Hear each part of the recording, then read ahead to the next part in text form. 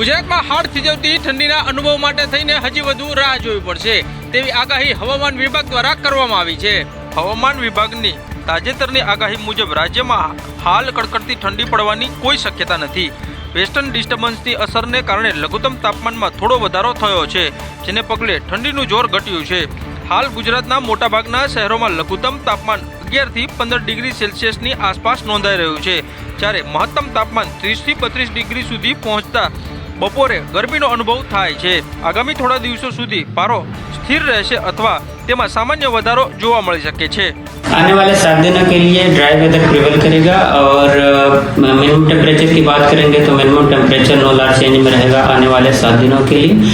और minimum temperature Reliance की बात करेंगे तो अहमदाबाद में minimum temperature 15.3। Back to back मतलब एक के बाद एक वेस्टर्न डिस्टर्बेंस अप्रोच कर रहा है, जिसके कारण जो मिनिमम टेम्परेचर में ज़्यादा बदलाव देखने को नहीं मिल रहा है। જો કે જાન્યુઆરીના પ્રથમ સપ્તાહમાં વાતાવરણમાં મોટો પલટો આવે તેવી શક્યતા જોવાઈ રહી છે। વડોદરામાં ચાલુ કાર્યક્રમમાં ડીઈઓ પ્રોટોકોલ ભૂલ્યા અને સીધા જ દંડકના પગે લાગી ગયા। વડોદરામાં ખેલ મહોત્સવ કાર્યક્રમનું આયોજન કરવામાં આવ્યું હતું। તે કાર્યક્રમની અંદર દંડક બાલકૃષ્ણ શુક્લા હાજર હતા, તેમની સાથે અન્ય અધિકારીઓ પણ હાજર હતા। કાર્યક્રમની વચ્ચે પ્રોટોકોલ ભંગ થતાની ઘટના સામે આવી હતી। કાર્યક્રમ ચાલુ હતો તે દરમિયાન જિલ્લા શિક્ષણ અધિકારી મહેશ પાંડેએ પ્રોટોકોલ ભૂલી સીધા જ દંડક બાલકૃષ્ણ શુક્લાને પગે લાગી નમન કર્યું હતું। પ્રોટોકોલ મુજબ અધિકારીઓએ આવી રીતે વર્તવું યોગ્ય ન હોવાનું માનવામાં આવે છે। આ ઘટનાનો વિડીયો અને ફોટા સોશિયલ મીડિયામાં વાયરલ થયા છે, જે બાદ સરકારી કાર્યક્રમોમાં પ્રોટોકોલના પાલન અંગે પ્રશ્નો ઉઠ્યા છે। આ મુદ્દે વહીવટીતંત્ર તરફથી કોઈ સત્તાવાર નિવેદન સામે આવ્યું નથી। જો કે આ ઘટનાએ મંચ ઉપર ઉપસ્થિત તમામ લોકોને પણ વિચારતા કરી દીધા છે। ડીઈઓ પ્રોટોકોલ ભૂલવાની આ ઘટનાને લઈને રાજકીય અને વહીવટી વર્તુળોમાં ચર્ચા જાગી છે। ગણેશ જાડેજા અને રાજુ સોલંકી વચ્ચે થયેલા સમાધાન પાછળ કરોડોની સોદાબાજી થઈ હોવાના ગંભીર સંકેતો છે। રાજુ સોલંકીની એક ઓડિયો ક્લિપ સોશિયલ મીડિયામાં વાયુ વેગે વાયરલ થઈ રહી છે, જેમાં તેઓ અન્ય દલિત આગેવાન દિનેશ પાથર સાથે વાતચીત કરી રહ્યા છે। આ ક્લિપમાં રાજુ સોલંકી સ્પષ્ટપણે કહેતા સંભળાય છે કે જો 10 કરોડ રૂપિયા મળે તો હું સમાધાન રદ કરી નાખું। આ નિવેદન બાદ સમગ્ર દલિત સમાજમાં સોંપો પડી ગયો છે અને સમાધાનની વિશ્વસનીયતા પર સવાલો ઉઠી રહ્યા છે। સમાધાન શેનું કેન્સલ થાય? લાવો 10 કરોડ રૂપિયા દેવડો એટલે સમાધાન કેન્સલ લાવો। એટલે હું આપ તમે પૈસા આટું તમારે તો એનો મતલબ હું અમારે સમજવું મારે વિચારવાનું ને મારા ભાઈ કઈ નાનું બાપુને મને પૈસા આપેલા સમાધાન આવી જશે કેન્સલ હાલો તો આ પૈસા આટું એવું થયું ને બધું। ઉલ્લેખનીય છે કે ગત દિવસોમાં બંને પક્ષો વચ્ચે સમાધાન થયું હતું, પરંતુ સમાજના એક મોટા વર્ગીય સમાધાનનો ઉગ્ર વિરોધ નોંધાવ્યો હતો। હવે 10 કરોડની આ વાતો વહેતી થતાં ચર્ચા જાગી છે કે શું આ લડાઈ માત્ર સિદ્ધાંતોની હતી કે પછી પડદા પાછળ કોઈ મોટો આર્થિક સોદો પાર પડ્યો છે? આ મામલે ગણેશ જાડેજા અને રાજુ સોલંકીના પક્ષ તરફથી કોઈ સત્તાવાર સ્પષ્ટતા સામે નથી આવી। જાણીતી ગુજરાતી સિંગર આરતી સાંગાણીના પ્રેમ લગ્નનો વિવાદ હવે સામાજિક સ્તરે પહોંચ્યો છે। પાટીદાર અગ્રણી અલ્પેશ કથિરિયાએ આ મામલે યુવતીના નિર્ણયને સામાજિક મૂલ્યો વિરુદ્ધ ગણાવી કડક પ્રતિક્રિયા આપી છે। અલ્પેશ કથિરિયાએ આરતીના નિર્ણયની ટીકા કરતા જણાવ્યું છે કે યુવતીએ પોતાની સ્વતંત્રતાનો દુરુપયોગ કર્યો છે। ગત 17 તારીખે એમના પિતાએ ગુમ થયાની કાપોદ્રા પોલીસ સ્ટેશનમાં અરજી આપી છે। આજ દિન સુધીમાં 17 તારીખથી આપણે ગણી લઈએ તો આજે 10 દિવસ જેવો સમય થયો છે। 10 દિવસના સમયગાળામાં પરિવારને મળવું નહીં, વાતચીત ન કરવી, તો જે આપણને જન્મ આપે છે એવા માતા પિતાથી પણ આપણે જો વાતચીત કે દૂર રહેતા હોય અને મળી પણ ના શકતા હોય તો એ ખૂબ ગંભીર પરિસ્થિતિ ઊભી થઈ ગણાય। અને આ પ્રકારની પ્રવૃત્તિઓથી બીજી કોઈ પણ દીકરીઓને પણ એના પિતા કે માતા પિતા કે એનો પરિવાર રેસ્ટ્રિક્શન વધારે છે, ડિફરન્સ છે। જ્યારે ફ્રીડમ એમના પરિવાર આપે છે એનો તમે ફ્રીયાલિટી તરીકે દુરુપયોગ કરો છો તો ફ્રીડમ ઉપર સવાલ ઊભા થવાના છે ને થવાના છે। કે આનાથી દરેક લોકોએ જાગૃત રહેવું જોઈએ। કાયદામાં સમયાંતરે ફેરફાર કરવા માટેની અમે માંગણી ઘણા સમયથી કરીએ છીએ। હાલમાં ગુજરાતમાં લગ્નના કાયદામાં ફેરફારના વિષયે આ લગ્નના વિવાદે વધુ વેગ આપ્યો છે। વિરાણી મેદાન બચાવો સમિતિનું મહાસંમેલન શનિવારે યોજાશે। જમીન બચાવવા માટે સારાના પૂર્વ વિદ્યાર્થીઓએ કાનૂની લડત તેજ કરી છે। રાજકોટમાં વિરાણી સ્કૂલમાં મેદાન અને જમીનનો દુરુપયોગ થઈ રહ્યોનો આક્ષેપ કરાયો છે, જેને લઈને આવતીકાલે શાળા બચાવવા માટે શાળાના પૂર્વ વિદ્યાર્થીઓ દ્વારા આંદોલન શરૂ કરશે। પૂર્વ વિદ્યાર્થીઓનો આક્ષેપ છે કે મેદાનમાં ફૂટકોથી લઈ મેદાન ભાડે આપવાનો ખેલ ચાલી રહ્યો છે, જેને લઈને પૂર્વ વિદ્યાર્થી પુરુષોત્તમ પીપરિયાએ નિવેદન આપ્યું છે। આશરે 49,700 વાર એટલે કે 50,000 વાર જમીન જે તે વખતની સૌરાષ્ટ્ર ગવર્મેન્ટે ફાળવેલી હતી, અપાયેલી હતી અને તેમાં કેટલીક શરતો હતી, જેવી કે આ જમીન શૈક્ષણિક હેતુ સિવાય કોઈ પણ પ્રકારનો ઉપયોગ થઈ શકશે નહીં, આ જમીનમાંથી નફો રળી શકાશે નહીં. હાલમાં આ જમીન ઉપર મોટું બજાર ઊભું થઈ ગયું છે, ખાણીપીણીની માર્કેટ ઊભી થઈ ગઈ છે. આ સમિતિમાં જોડાવા માટે ભૂતપૂર્વ વિદ્યાર્થીઓએ રાજકોટની સામાન્ય જનતાને પણ અપીલ કરી છે. વડોદરામાં સિટી બસ સેવા બંધ થવાના એંધાણ છે. નવા વર્ષથી સિટી બસ સેવા બંધ કરવા માટે કોન્ટ્રાક્ટરોએ ચીમકી ઉચ્ચારી છે. વડોદરા શહેરવાસીઓને ઝટકો લાગે તેવા સમાચાર સામે આવ્યા છે. વડોદરામાં નવા વર્ષથી સિટી બસ સેવા બંધ કરવાની ચીમકી કોન્ટ્રાક્ટર દ્વારા ઉચ્ચારવામાં આવી છે. વડોદરા મનપાએ કોન્ટ્રાક્ટરને 3.5 કરોડની બાકી રકમની ચૂકવણી નથી કરી, ત્યારે આ મામલે વિનાયક લોજિસ્ટિકના નરેન્દ્ર રાણા દ્વારા વડોદરા મહાનગરપાલિકાને લીગલ નોટિસ મોકલવામાં આવી છે.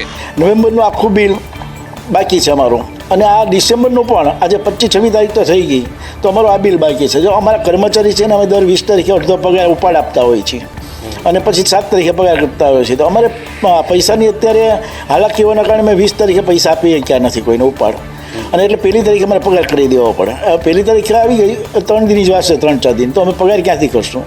એટલે આમને અમે વધુને વધુ લોસમાં જતા જઈએ છીએ, અને અમારી કોઈ કોર્પોરેશનમાં ફાઇલ કોઈ મંજૂર કરતું નથી. હજી કાંઈ નિર્ણય લેવાનો નથી કે ક્યાંથી અમને પેમેન્ટ મળે. હજી નિર્ણય લેતા કેટલા દિવસ કંઈ નક્કી નથી. એટલે અમારે ના છૂટકે એને નોટિસ દેવી પડી છે કે ભાઈ 1લી તારીખથી અમે સિટી બસ સેવા બંધ કરીશું. સિટી બસ સેવા મારફતે દૈનિક 80,000થી વધારે લોકો મુસાફરી કરે છે.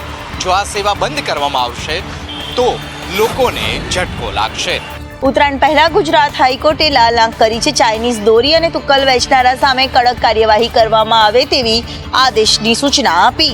ગુજરાતમાં ઉત્તરાયણનું પર્વ નજીક આવી રહ્યું છે, ત્યારે જીવલેણ ચાઇનીઝ દોરી અને તુક્કલના વધતા જોખમને ધ્યાને રાખી ગુજરાત હાઈકોર્ટે રાજ્ય સરકારને કડક આદેશો આપ્યા છે.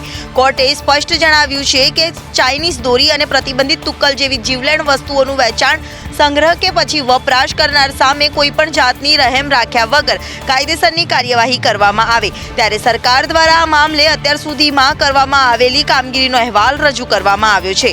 એને કારણે ઘણા બધા કેસો પણ સરકારે રજીસ્ટર કર્યા છે.